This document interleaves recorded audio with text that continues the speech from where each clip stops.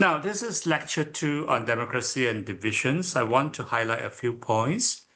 I'm sorry that I haven't submitted the videos earlier in time for you guys to read, but they will be there for you. And for tomorrow, that I hope to get everything by tonight. And for lectures 6 and 7 should be by tomorrow, and lecture 8 maybe by Monday or Tuesday.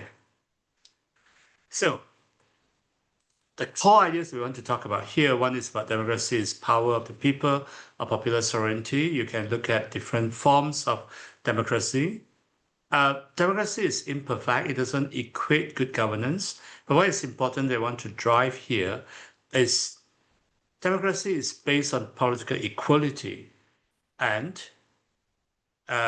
for adults, because adults are expected to make choices and bear the consequences. So we're going to spend time underlying this. And the third point is about modern democracy is premised on divisions. This is something not many people see or appreciate.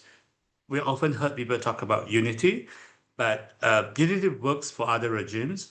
Democracies need divisions. I'm going to explain why.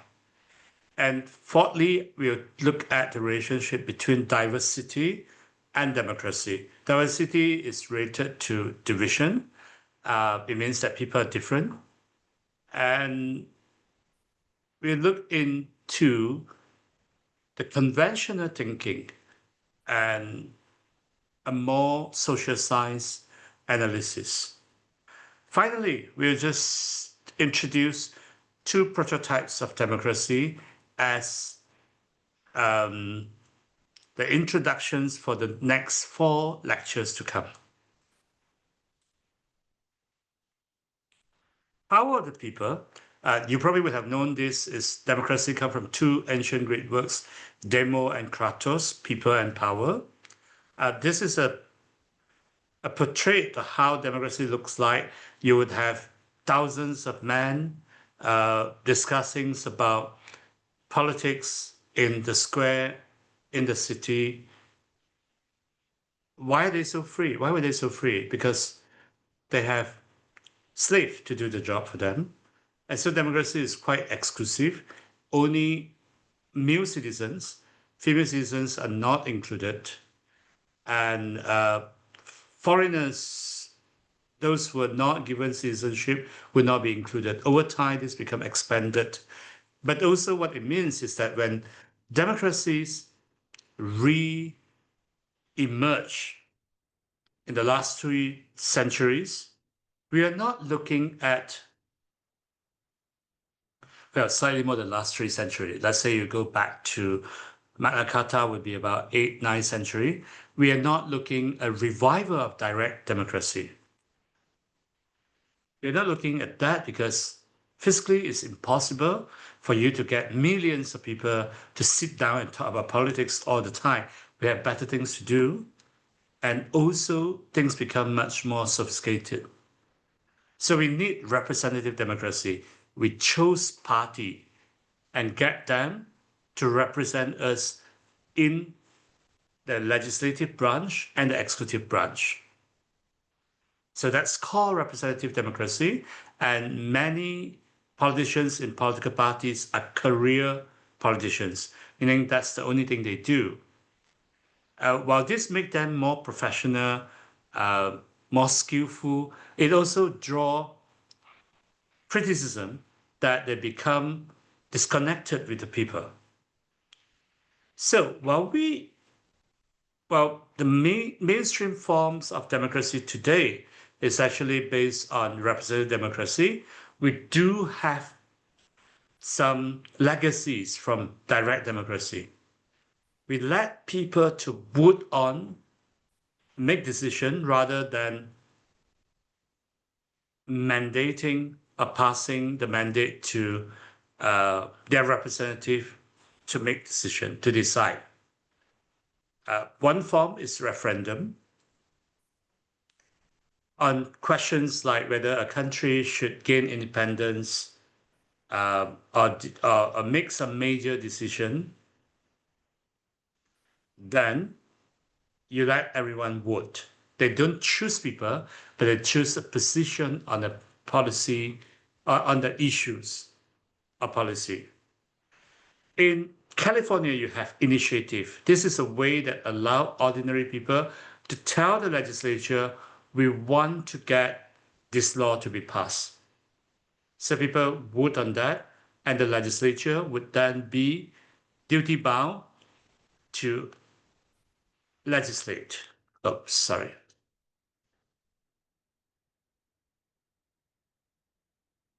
And finally, we have recall. I just want to test it out. Does anyone know what is recall?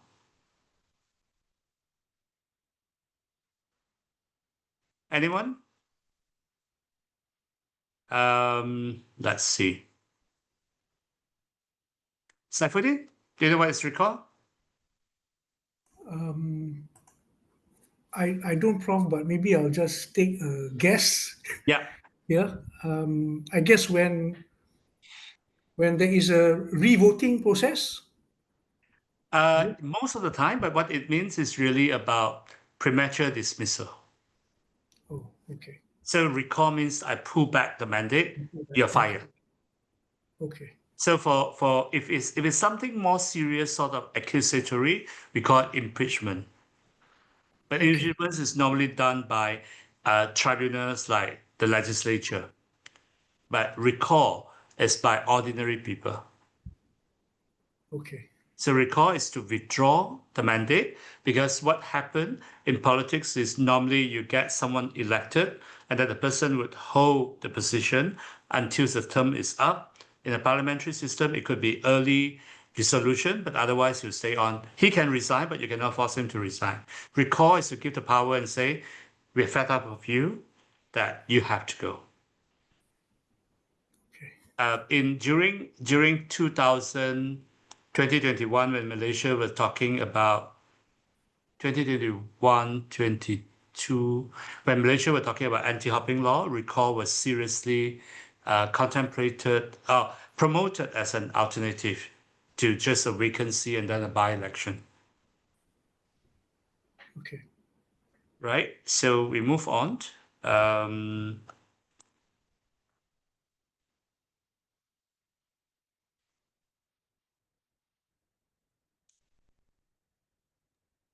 Oh, can I uh, ask a question yes, regarding please. this recall? Yeah. When you say withdraw the mandate, means the mandate it's by law, right? It's a law or a legislative that the people call it to be changed or removed, is it?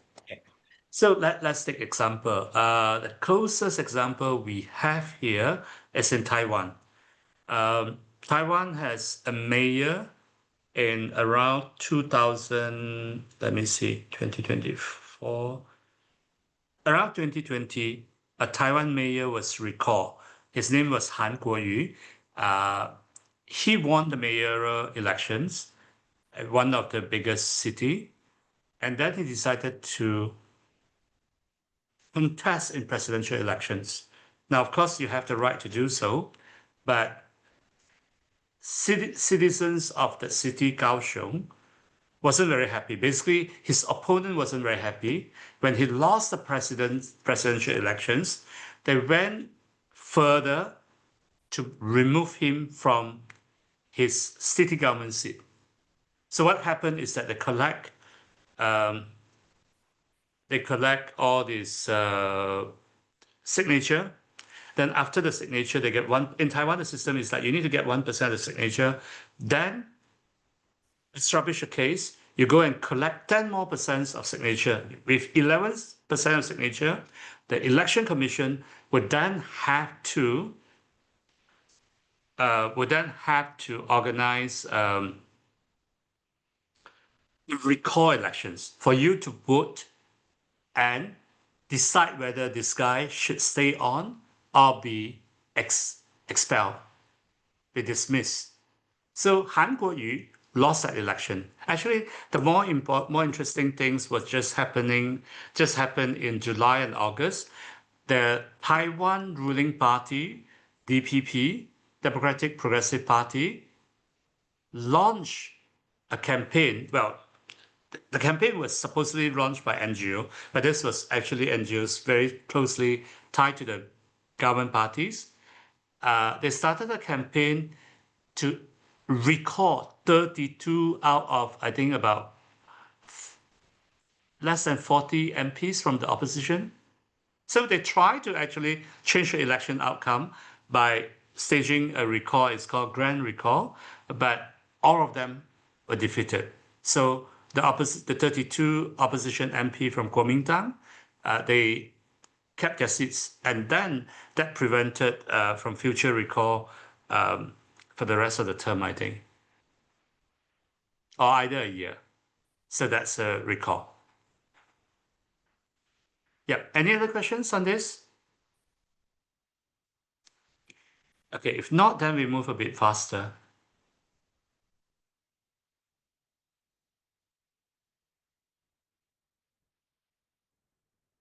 To check the flaws of representative democracy, we have two other forms that have emerged over the few decades in the past. One is participative democracy, the other is deliberative democracy. Now, both meaning that engaging the citizen more. So what's the difference? The difference is the scope and the depth.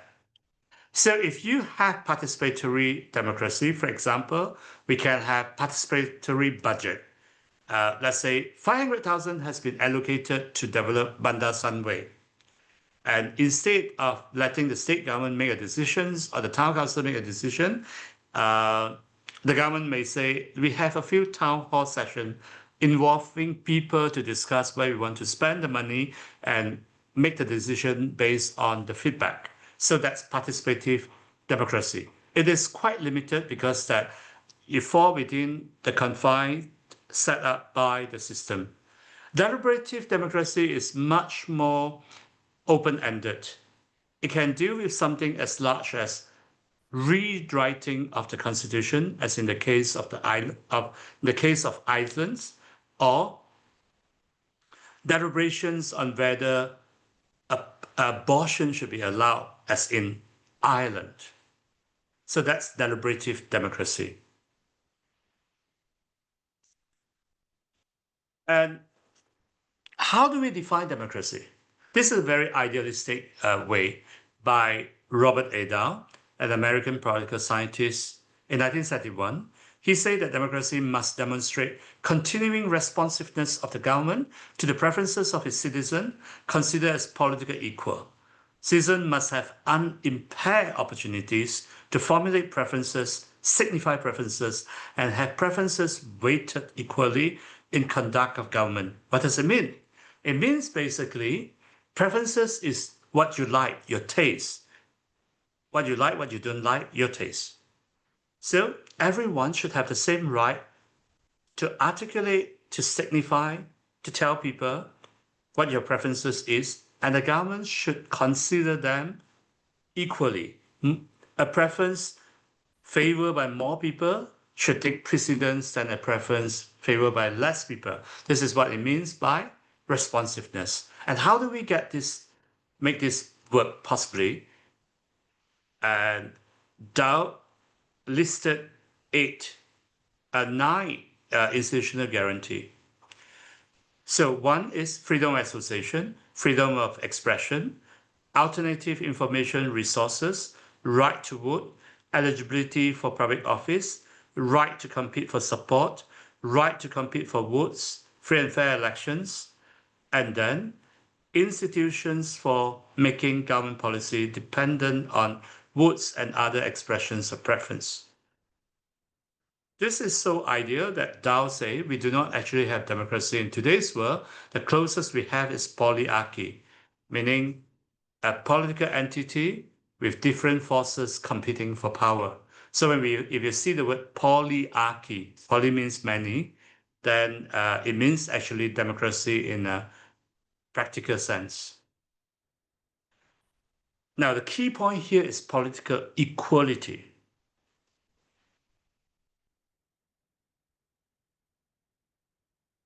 When we started just now, we talked about that ancient Greek democracy exclude women. They exclude foreigners. Today, women has got voting right. It went back to about one century ago. But the latest major country that gave women voting rights was Switzerland, as late as about 1970s. This process has been expanded, including lowering of voting age. But we know there was still always a group of people being excluded, the underage. So if you are an underage human, you don't have a say in democracy. Or you may be consulted, but you have no decision-making power. But even if you are an adult, and unfortunately non-humans, whether you're a dog, cat, tortoise, and so on, you could be older than human, you still don't get the chance to make your decision. Why? Why is political equality tied to age? Or in the case, we don't expand it to other animals. Let's say they could be very smart. Orangutan, why don't we give them voting right? Can anyone help to explain this?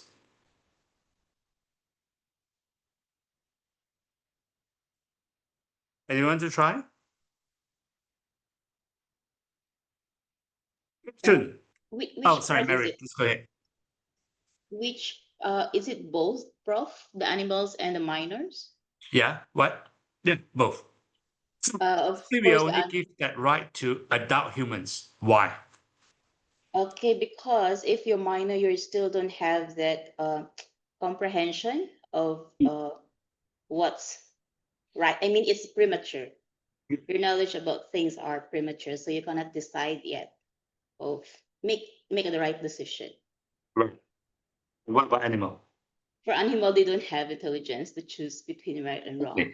You got it right. It's exactly mental capacity. So when you talk about political equality, it's not based on, say, it's not just based on that we want to be nice to everyone, but there's a realistic assumption that most people would have the minimum ability to make the right decision. Therefore, only then they get the power to be included in democratic decision making. Now, the reason why I want to ask you this is actually for the next reason.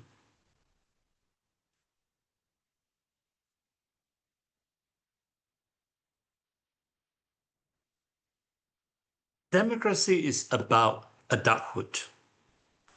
So, when in some countries, when people were told that, say, you're not suitable for democracy, what does it mean? Anyone? Anyone? They think they're stupid. Exactly. They think that you're a kid. You're not adult. You don't have the mental capability. Fantastic. Avisana, thank you.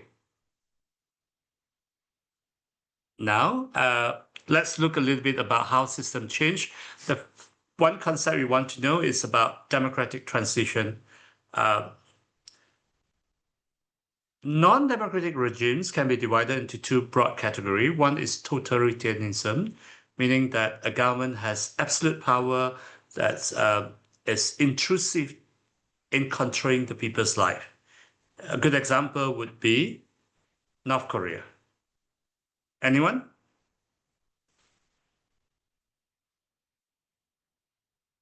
Uh, hmm. Hawaii? What other countries that would you consider as totalitarian?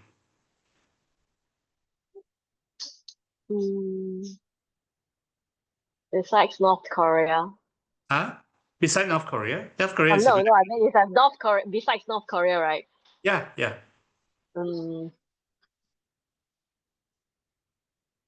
Not sure. I wouldn't say Probably Russia today is no. totalitarian. It's very authoritarian, but hasn't gone to that stage. But Russia in the past, if you look at Soviet Union under Stalin, Yeah, that yeah, could be totalitarian. yeah. Soviet Union. Yeah. Other countries? Anyone else? Won Sim. Thank you, Hawaii. Thank you. Won Sim? Ah, okay, let me Yes. think. uh,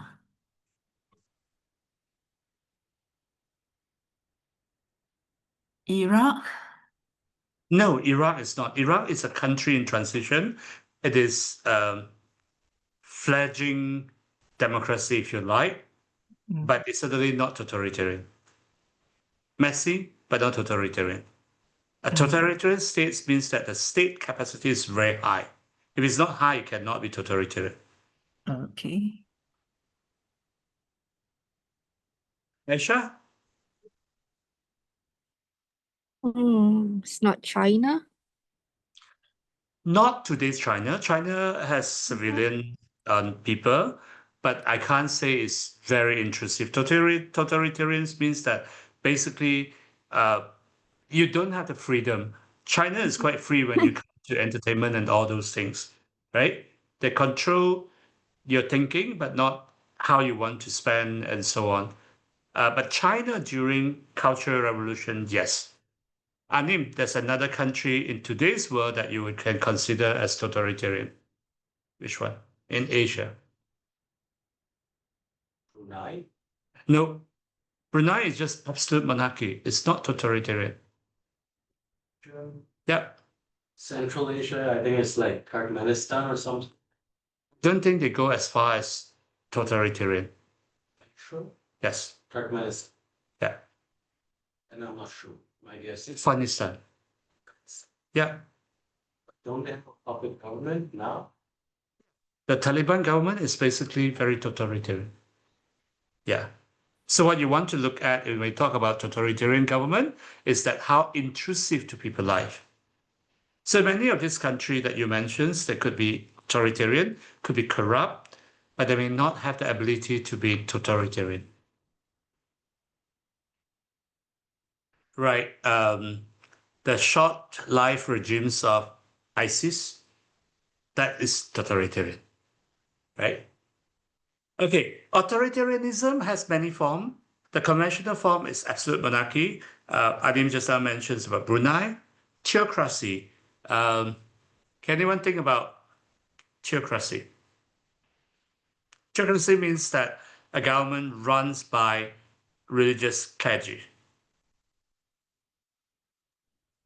Is it Vatican, Prof? That's actually a right answer. Because people are talking about Iran. Iran come close, but not entirely. Vatican, yes. And but because people are willing to do that, so it's no one question and say Vatican should be democratized. Now, one party state, example? Anyone? China? Yes, China. Other than China?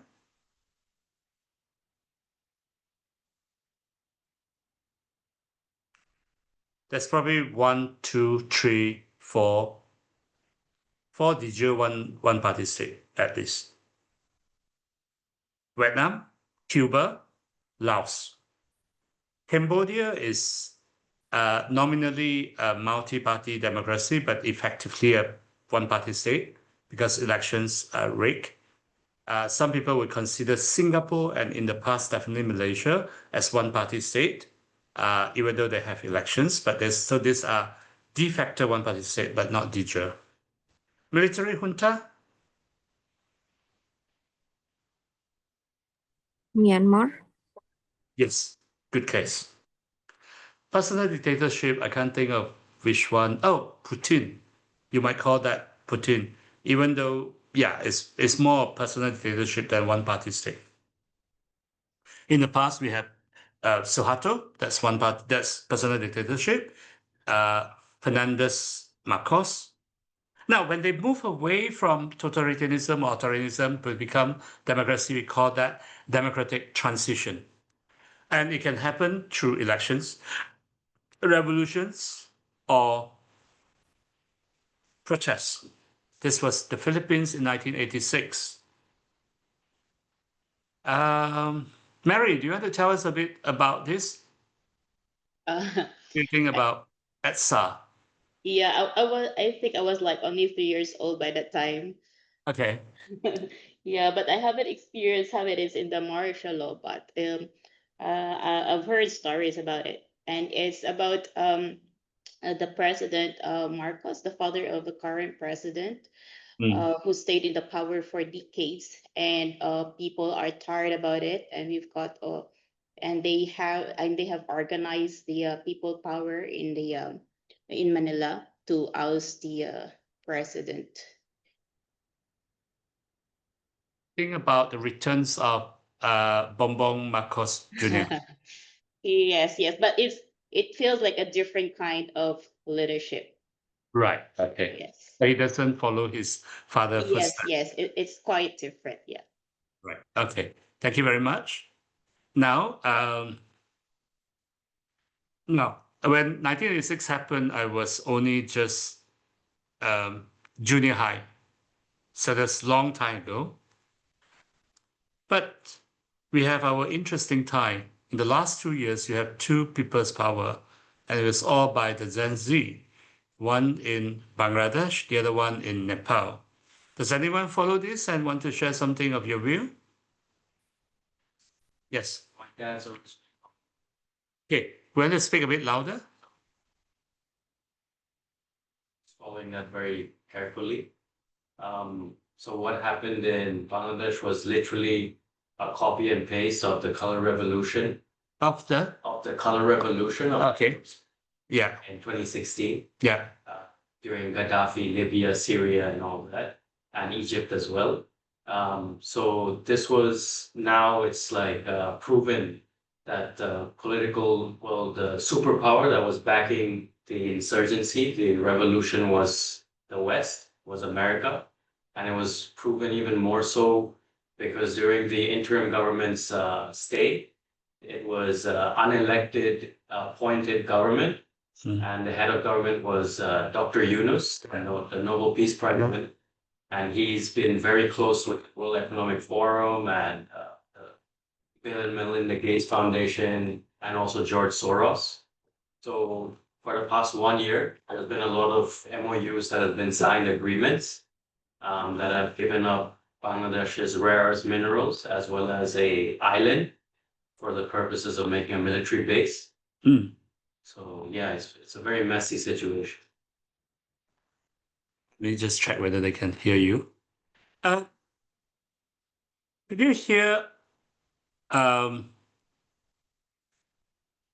what Anim say? Sorry. Could you hear what Anim said just now? Anim's father was from Bangladesh, so he followed it quite closely. He said this is basically a copycat of the color revolutions, and the new provisional governments, unelected, has signed many MOUs with the Western country, close to the World Economic Forums and Open Society Foundations and so on. Yeah. Does anyone have a different opinion? I want to add in a little bit of context. The comparison to Arab Spring is quite different. First of all, the Arab Springs, if you look at Tunisia, Algeria, Egypt, Libya, did you mention Syria? Yeah. Okay. And even Yemen, none of them actually have sort of open election. Same.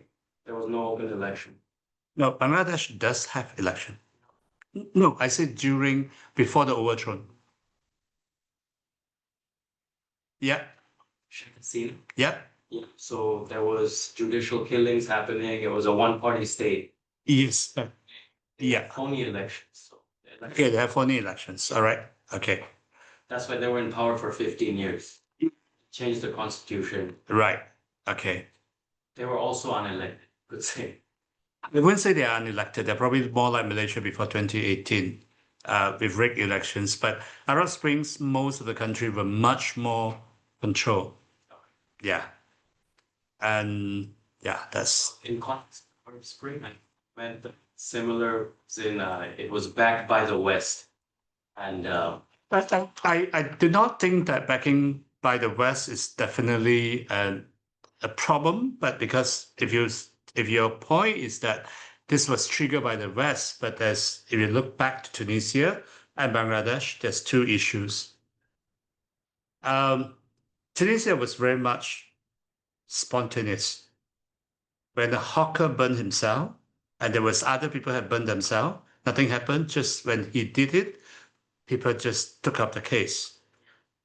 In Bangladesh, it was actually the government decision. Remember, for reserve quota, job quotas, for those who die, for the families of those who perished in the independence war, that's provocative. I think conspiracy theories sometimes make things a bit oversimplifying. Unless you could say the Shakina governments was also controlled by the West to make that stupid mistake, then I'll believe it. No. Yes. I would. The Indian government. Exactly. Yeah. So that I know exactly what you're talking about. The freedom fighters quota Yes. from 1970. Yeah. So that quota, when the student party, Yeah. the organizers of the event, Yeah. they actually said that we have 10 demands, 12 demands. Mm. And the government actually agreed to 9 of those 12 demands. Mm. And there was a day of rest when there was no fighting and there was no protesting, nothing. Okay. And the government actually wanted to talk to the student activists. And then the next day they changed and they said, no, we only have one request, which is for Sheikh Hasina to step down. Right. And then it became the August 5th date. Okay. So that's where you could say that they actually wanted her to be removed from power from the start. That was actually their real intention. And that was just the excuse to blow this out of proportion. Similar to what happened during 2019 for the road protests in Bangladesh. All right. The road and safety protests. Thank you. We move on. And now, after democratic transition, whether the power actually get consolidated, that is the questions of democratic consolidation. Later in this slide, we're going to show you a case in South Korea. How do we know that democracy is consolidated? Here, I fall back to these descriptions by two political scientists, Juan Lins and Alfred Stepan. They talk about attitudinally, democracy become the only game in town, when even in the face of severe political and economic crisis, the overwhelming majority of the people believe that any further political change must emerge from within the parameters of democratic formulas. So what it means is that people don't look for other alternatives. You want to come into power, you would have to go through the ballot box. And there's another thing that I do not cite here. They argue that an elected government cannot have its power usurped by unelected institution. So we're going to look at lectures 6 and 7 on unelected institution. Just bear in mind that why all these things are connected. Last things we want to look at on democratization is trajectories. When this is DAO structure, DAOs call it like the closest we have to democracy is polyarchies, and you started with closed hegemonies. So a system with united political elites, while ordinary people do not actually have any power. So he talks about how things change. He considers 4 countries for comparison. And changes happen in 2 ways. One is contestation, meaning there's a division among the elites. So you start seeing competition between the elite, split within the elite. And second is participation. The voting right is expanded to non-elites. Then from there, we could have these trajectories of sequence. Which one comes first? So in England and Sweden, contestation happened before participation. You have the elites divided into different camps, eventually formed different party. The Tories, represented the landlord interests, while Whigs or Liberal, they represented the interests of the merchant class. Over time, I mean, when the two blocks they get established, they compete, but they accept each other. They no longer. You don't have a civil war over this. People accepted each other as worthy opponents. And later, when the voting right got expanded, the new voters would join this party. They also formed their own party, the working class. They formed their party called Labour, and Labour eventually replaced Liberal to be the second party, while conservative Tories stay on as a conservative party, representing the middle upper class interests. So in England and Sweden, we have a sustainable development, democratization trajectory. In Germany, the story is a bit different.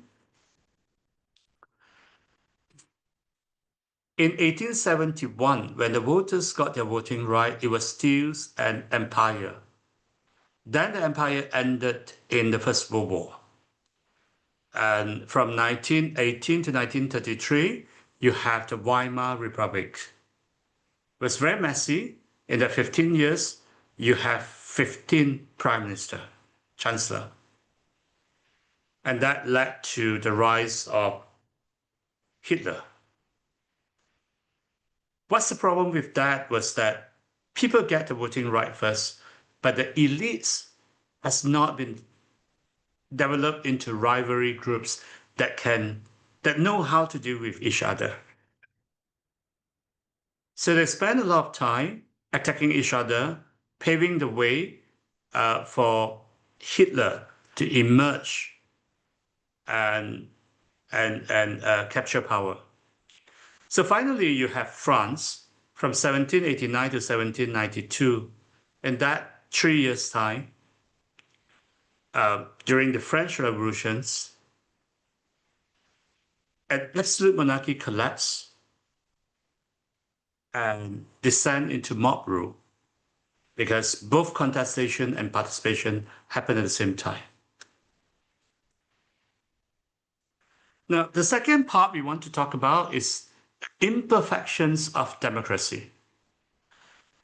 This is an example that democracy is not working as effectively as authoritarian states. If you look at the table on the chart on the left, are the top 10 countries with casualties in COVID-19. 9 of them, these are numbers per population, so you get comparable numbers. Only Russia is an authoritarian state. The rest are democratic. And the best example is that China is not there. If you look at on the other side, China started off with mismanagements of COVID-19 because it tried to cover up. And things get worse, but eventually China responded to that and imposed very effective control because it's an authoritarian state. So China managed to control the number of casualties. In the tail end, China was adamant to have zero COVID. That delayed its own recovery. So I want to show you here is that when you come to effectiveness of policy, authoritarian states, if well organized, are often more effective than democracy. So if they make the right decision, authoritarian states can be much better. But if they make the wrong decision, the situation will be much worse.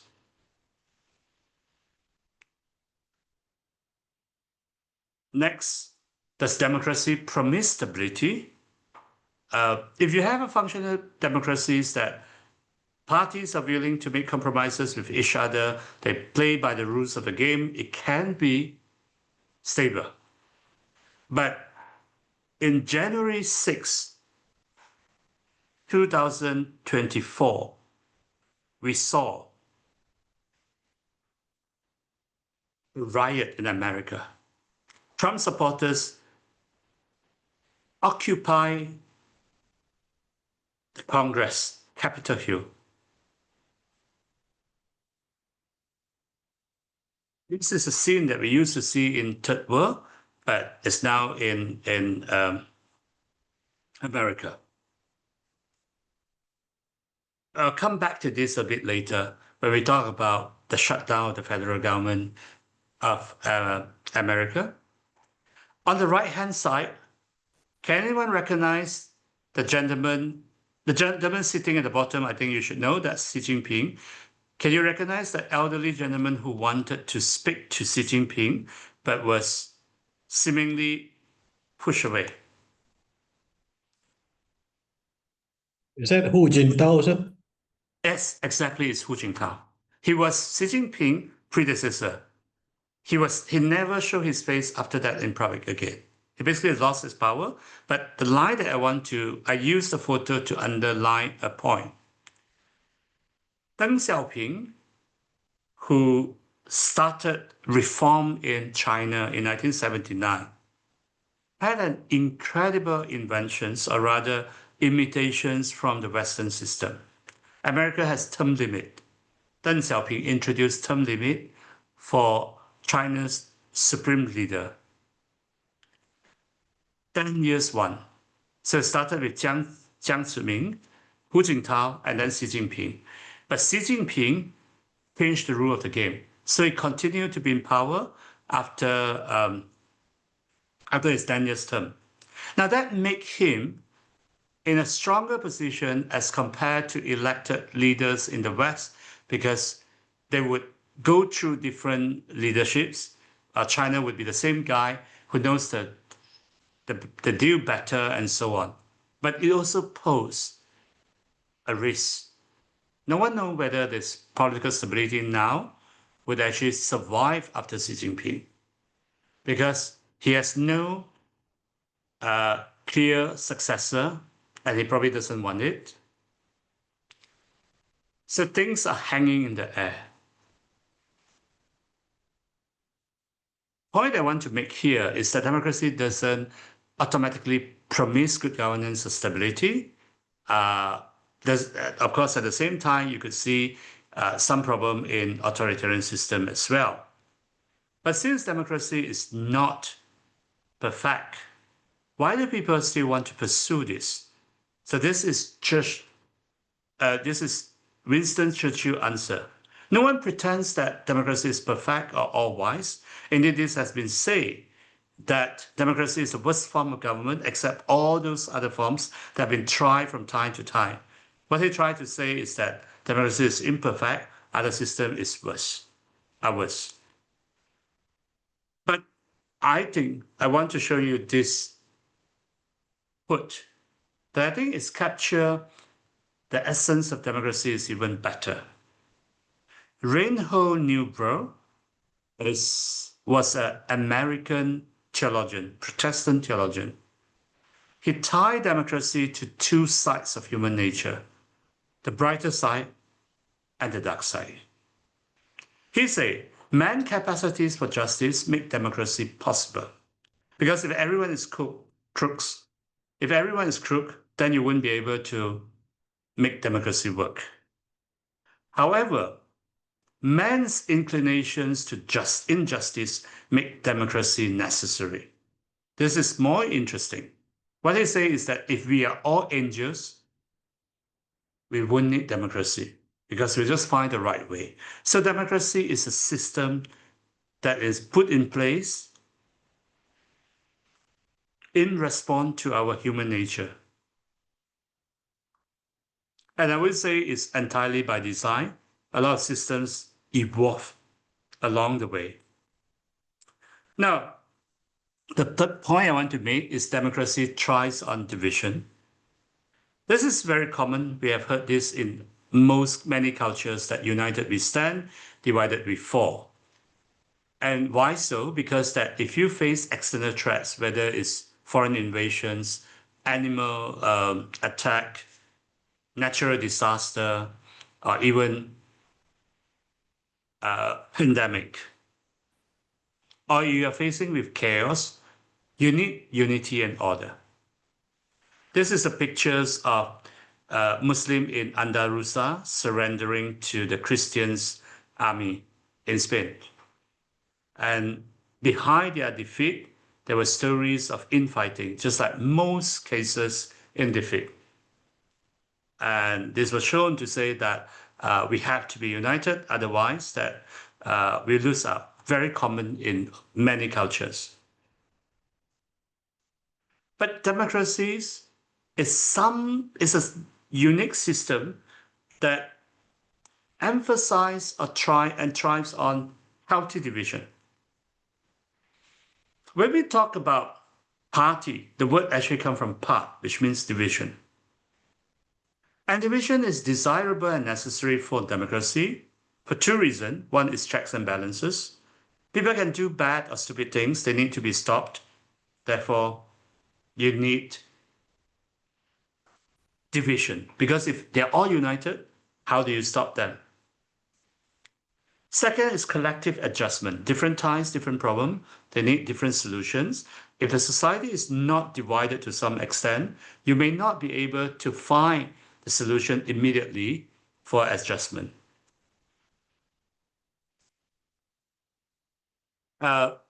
This principal agent problems is actually comes from management studies. Now, because of the screen, I wouldn't be able to see any of you. If you want to say anything, just chip in. So principal agent problems come from management study. Principal is the one who gives the mandate. Agent is the one who takes the mandate. So for example, in a company, the board of directors representing the shareholders would be the principal, and the agent would be the general manager. Principal agent problem means that the agents do not pursue the best interests of principal, rather he or she may take care of his or her own self-interest. So a manager may actually raise his or her own salary to a very high level instead of maximizing profit for the company to benefit the shareholders. So in Malay, there's a proverb say, harapkan pagar makan padi. There's two versions. Well, some people say pagar, which means fence. The idea is to say that you're counting on something, and then the something turned out to betray you. So the version I take is that pheasant, pagar as pheasant. You're counting on the pheasant. So you imagine in the past that Malay farmers had no pesticide. So they count on the peasants to eat the pets and to protect the paddies. But the pheasant instead eats the paddy. So how do we deal with this? You can't have just one pheasant. You have to have more. You have to put them in competition. You have to throw the rascal out and replace with someone else to reduce the incentive for them to steal. Collective adjustment is more interesting. You imagine that at the beginning of this time, the first government is a leftist government. This government feels that we need to reduce the gap between the rich and the poor. So what you do, you tax the rich more, you spend public expenditure, you give subsidies to the people. So over time, the gap between the rich and the poor get narrowed. But the people find sooner or later, they find that the economy seems a bit sluggish, not very dynamic. Then they started to think maybe we should have a right-wing government. So a right-wing government get elected, and this government then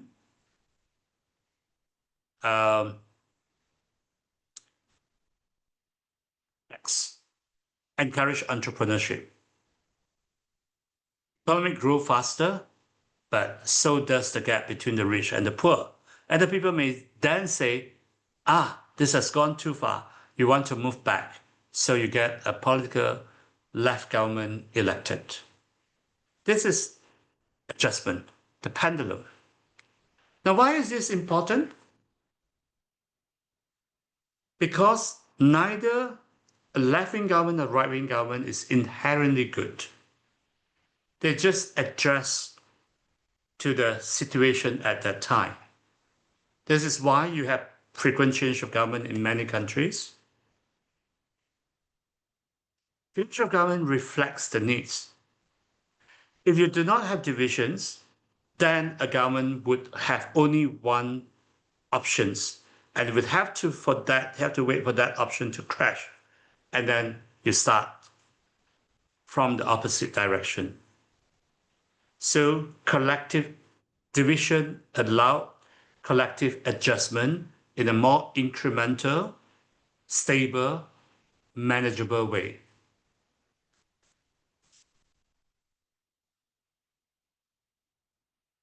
By recognizing internal threats, whether it's tyranny, betrayers, or simply errors in management, democracy makes itself distinct from other forms of government. Why? Because all governments, including democracy, would have to recognize external threats, chaos or anarchy, but only democracy would recognize internal threats. It would allow the government to be challenged. It would allow demonstration. Authoritarian governments do not entertain this idea, the possibility that they can be corrupt. So they would only focus on external threat. They will always point a finger to outsiders. Anyone want national unity? Consider North Korea. One country, one people, one culture, one language, one party, one great leader. This is why I say democracy depends on divisions, but those have to be healthy divisions. When divisions become toxic, you can get worse than an authoritarian system. America now is suffering from government shutdown, the longest ever. The second longest was under Trump as well. Why? This president doesn't believe that he has to compromise with the opposition, the minority party. He'll just push his way through. And so America is paying the price. Now you have a comparable situation in a different system. This happened in December 2024. South Korea president, the then president, Yoon Suk Yeol, declared martial law, attempted to dissolve the parliament and arrest his political enemy because he did not have a majority in the parliament. He couldn't push things through. He did not do enough to woo the opposition for collaboration. So he decided that, say, I'll just take over the parliament. But he was defeated by nationwide protests. And I don't think America is involved in this. This was color revolutions. But this president is now on the way to go to jail. He's being tried. And he's likely going to be the fifth next president of South Korea to end up in jail. We have about 8 minutes left. I want to touch on two things. Very important, but they don't have to be long. One is that are diversity and democracy compatible? Just now we talked about division. Division can arise without explicit cultural-based diversity. What if we have that? Now, one issue we have to deal with is actually who are the people? Because without a state, there can be no citizenship. Without citizenship, there can be no democracy.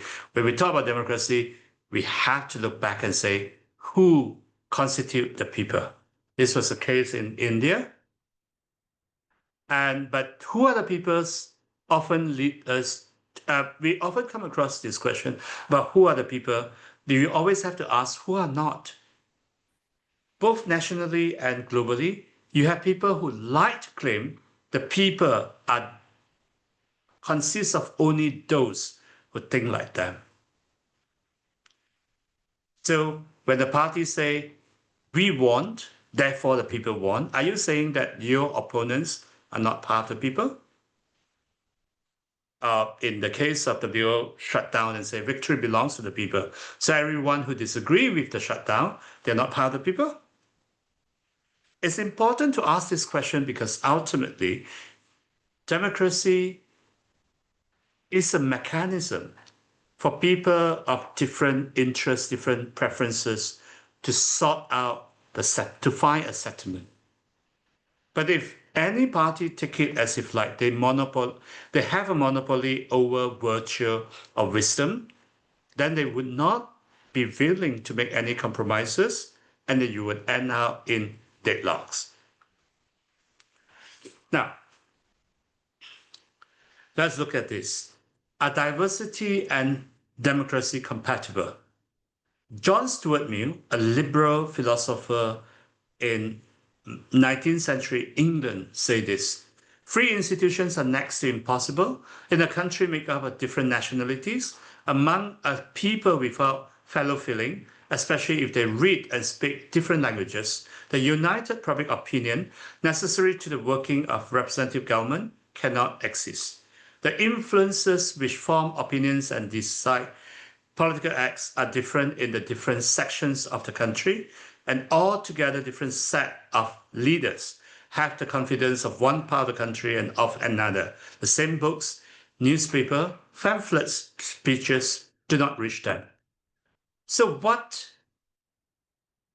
Mill say is that you can't have a democracy if the population is heterogeneous, especially if they speak different languages, because you won't have the same set of ideas. So for him, democracy works when you have a substantially high level of common understanding, fellow feelings, and so on. By that definition, by that yardstick, most countries in today's world would not qualify, would not function well as democracy. And some people may say it's right because the West today suffer from all this disruption because their population has become much more multicultural, heterogeneous. But is it really because that differences? Can we make the assumptions that we can tell whether democracy works based on objectively defined differences? I would argue that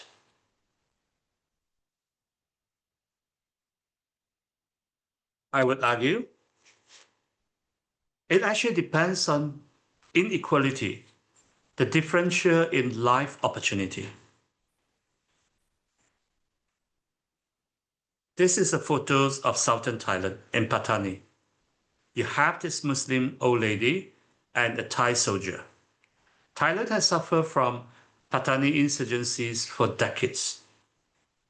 One thinking is that if the Patani people are willing to be assimilated, to not speak their language, and just to be Muslim, like Malay Muslim next door in Satun, or in a non-Malay Muslim in other parts of the country, then there would be peace. Is it so? How similar must they be before they stop fighting? We can think about the opposite example in Switzerland, which has 4 official languages: German, French, Italian, and Romance, a minority language. For about 200 years ago, they were still fighting against each other in the little cantons on the mountain, often because of religious denomination difference. They then stopped fighting and they adopted a national identity that is all inclusive and encompassing. So how different must they be before they start fighting again? The point I want to put here is not just about how objectively people are different, but rather how they see these differences affect their life opportunity. When we talk about all these differences, a useful concept is called cleavage structure. Cleavage are fault lines. So imagine that a society have 3 fault lines over language, over religions, over class. If the lines are very close to each other, that means a big part of the populations would be in 2 groups. And these 2 groups have very little things in common. That make it very easy for the society to sink into constant tension. However, if you have a society that all the cleavages cut across, now that means that you have many small groups. Imagine that for every cleavage you have 2 groups. So now you have 6 possible combinations. And what happened to them?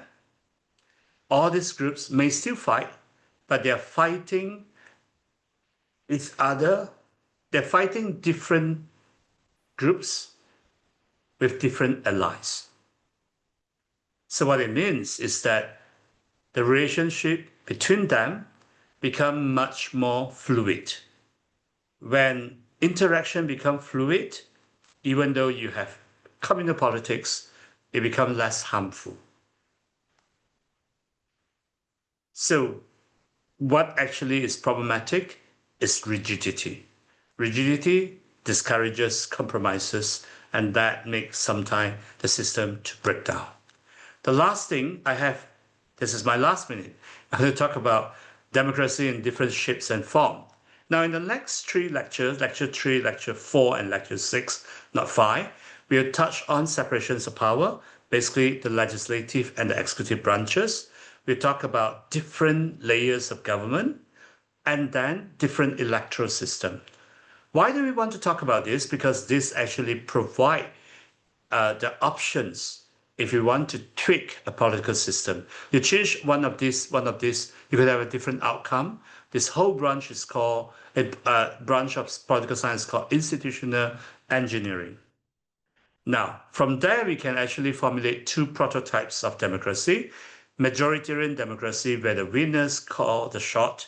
And in this case, you normally have a majoritarian electoral system. They have a good chance, not always good chance, just good chance to produce 2-party system. If you have only 2-party, then the winners will form a single-party government. And they also tend to have a unitary or centralized government.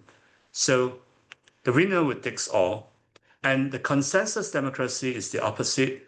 Proportional representation, multi-party system. And when you have multi-party system, and in most cases, none of the party can actually form a majority on its own. That leads to coalition government. And also they tend to have federal or decentralized government. Now, these are the things that we're going to consider later in the next 4 lectures. This is actually the slogan for the Remain camp in the 2014 Scottish referendum, independence referendum. So how do you hold countries together when some part of them want to break away? How do you manage differences for democracy to work? Unfortunately, we don't have time to have the discussion. I hope that if you have anything to say, you can post it in the group, share your view, whatever view that you want to say, throw it out there and get the discussions. All right, any questions? We going round by everyone. Saifuddin? No questions from me, Prof. Thank you. Mary? None, Prof. All right. Selamat po. Kahan? No concept, yeah, but no questions. Thanks. Okay. Aisha? No question, Prof. Thank you. Thank you. Hatta? Yes, sir. I thought I let the other students ask first, but Oh, yeah. I'm just wondering, sir, what is so bad about a unity government? Because I remember during following the previous election, the prime minister offered the opposition to come and join the government to form a unity government. That they refused, and I'm wondering, sir, why unity government is not a good idea for them? Oh, I think Muhyiddin probably thought that he felt resentful. He originally got a majority, but his majority was taken away when Zahid led UMNO to join Anwar. So he was very resentful to Anwar and also to Zahid, and probably he thought that Anwar's government would collapse. That's why he refused to take up the offer. The palace at that time, the federal palace at that time, was actually more inclined to him, making him feel that it's his jobs. But from my view, I think unity government is bad because what we're going to have. Now, you do have countries where unity government works. That's Germany. This is the fifth, in the recent decades, this is the fifth unity grand coalition government, meaning that the two largest parties come together but most of both parties have a seat share that is way smaller than majority. So they really have to team up. And they still leave a sizable of opposition outside the government. So that makes it workable. In the case of Malaysia, if you have a unity government, I don't call this government as unity government. I call it Madani coalition government, not unity government, because unity government means grand coalition. You need to get the two largest party to come in. As long as PN is not in, it's not a unity government. And I would not want to see a unity government, regardless what party they are, for simple reason, unless you are in the situations like Germany, where the two largest party combined, they still don't have an overwhelming majority. They have a majority, but just not too overwhelming. If we have a unity government here, do you expect the parties to actually embrace competition, healthy competitions among them? You could lead to two situations. One is to go back to 1974, when the government parties eventually become one coalition. That's what Anwar wants. And you have that, you won't have competitions. Now, the other situation is that these parties are not willing to go that far. They're not prepared to go that far, but they were in government. So what they would do is that as a date of the next elections get closer and closer, they start backstepping each other. While they were in government, there's no check and balance because everyone is in. But when they get closer to election date, they start backstepping each other. So what we really need is not a unity government. What we need is level playing field to induce responsible behavior from the opposition. I feel sorry for this opposition. It's not a party coalition I would support, but I think that has not been treated fairly. Well, when they were in government, they did not treat PH fairly until PH signed an MOU with them. But this is a collective karma that we have to end. We have to treat all oppositions fairly. The current situation now, Bersatu is imploding. And some supporters of government would think that this is a good thing. No, it's not really a good thing. Because if Bersatu implode, partly because that their MPs were denied all this constituency development fund, they have no money to support their constituents, so they're losing support from a patronage point of view. If they hand out having this, Bersatu is destroyed, and then let's say most of them will join this government, then the rest join PAS. PAS will become more hardline. Simple reason, the government will continue the same tactic. How do you survive? You cannot survive by being moderate. You survive by being more hardline. So you won't end up solving the problem. you create an old situations like at the height of Barisan Nasional, where the opposition is so unelectable, and you can only tolerate the power abuse of the government. At the same time, the opposition takes a hardline position because otherwise they don't get support. Do I answer your questions? Yes, sir. Thank you. Hawaii, any questions from you? No question from me. Thank you, sir. Thank you. Avicenna, No questions from me, Prof. Thank you. thank you very much. Brandon, All good from me, Prof. Thank you. Fu, I know you were here, but do you have any questions? No, I'm good. Thank you. Okay. Woon Sim, No, Prof. Thanks. Anim? No. Okay, thank you very much. Sorry that we take on 8 extra minutes. I hope that this is useful. Now, if you have any questions, you can ask in the group. And if there's any part you don't understand, text me. I don't check my email as religiously as I check my WhatsApp. And every year we have students who drop out.